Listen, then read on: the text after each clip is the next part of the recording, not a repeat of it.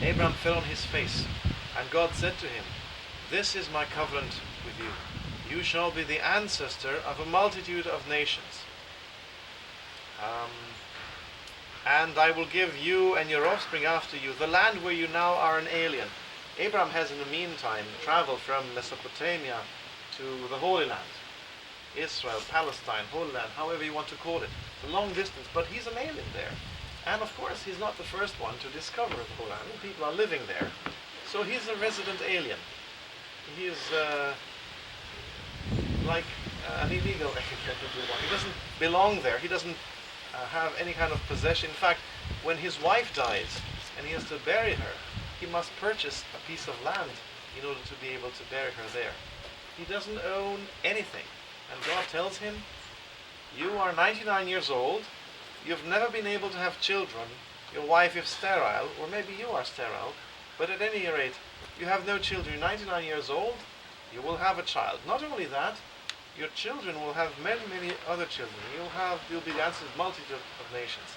And you've left your home country, you are now an alien here. Well, you will own this land. It will be the possession of your family."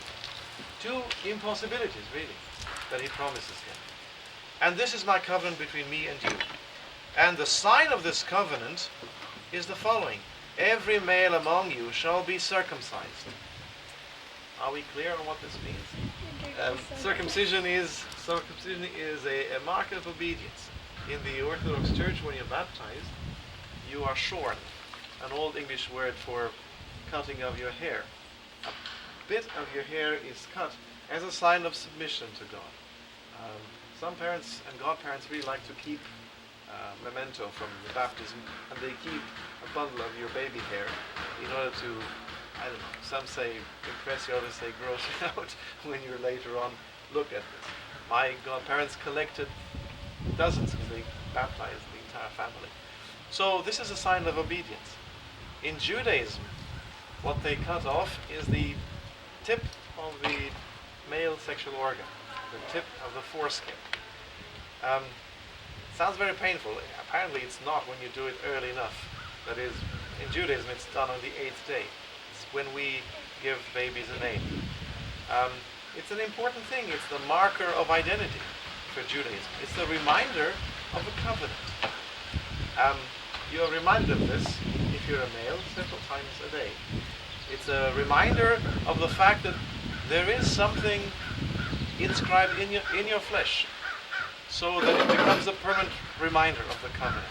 It sounds brutal, and it is, but it's one way of speaking to people who understand this kind of language. Christianity also has a circumcision, but it's a spiritual circumcision. It's called the circumcision of the heart, and we consider baptism the entrance into this covenant with God. But baptism is the equivalent of physical circumcision. So in Judaism, circumcision is a sign of the covenant, the mark of the covenant, the signature if you want. If you sign on to the covenant, you sign on by being circumcised. So, this is a deal, a two-way street. God gives him offspring, or promises him offspring, and promises him the land, and in exchange, what is asked of Abraham? What's Abraham's obligation under the covenant? I read this to you, I don't know if you remember. It was one word. Should he do something? Should he be somehow?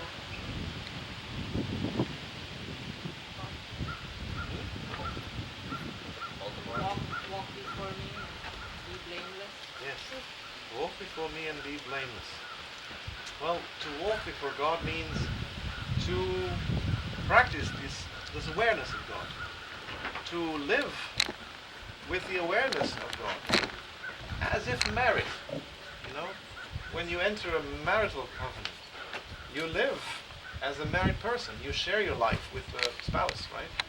To be in a covenant with God is similar, right? To not live as if unaware that there is God there and that you have a covenant with God. And to be blameless. To be blameless is a very funny word. What does it mean to be blameless? What do you make of it? Forgiven.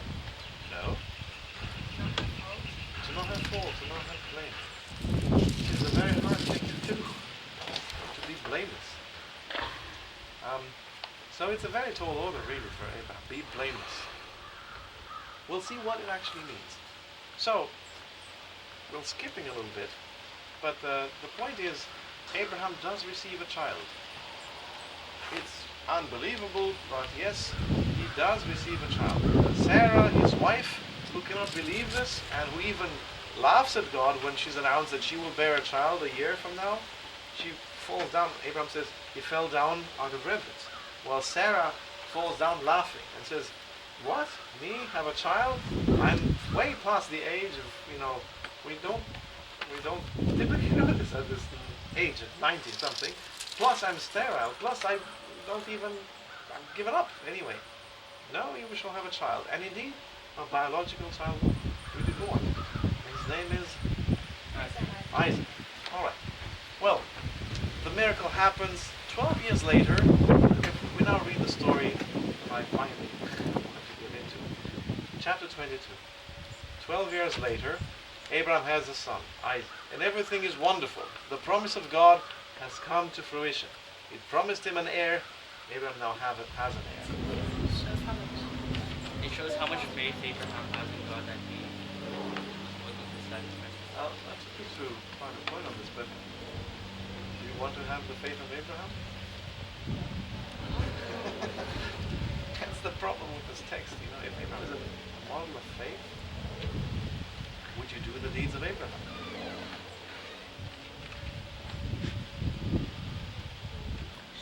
So what's he supposed to do?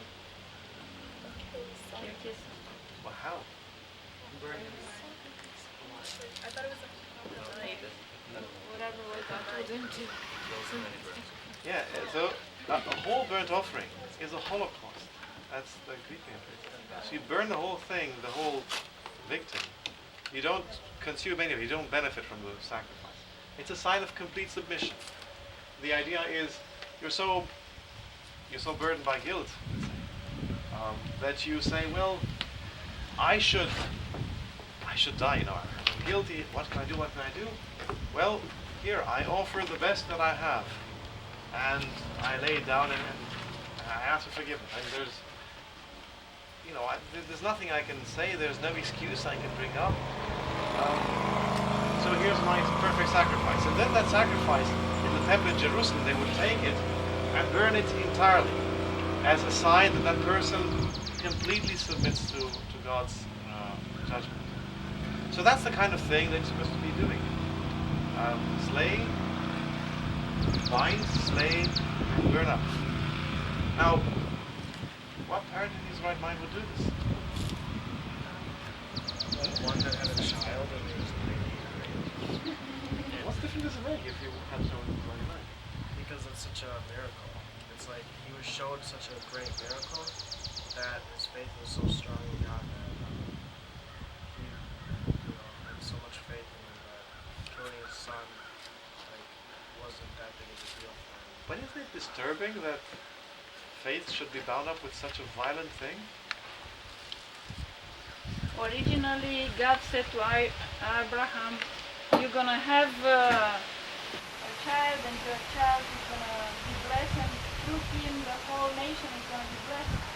So maybe Abraham did not believe in the end that the child is gonna be killed, because his child has to bless the whole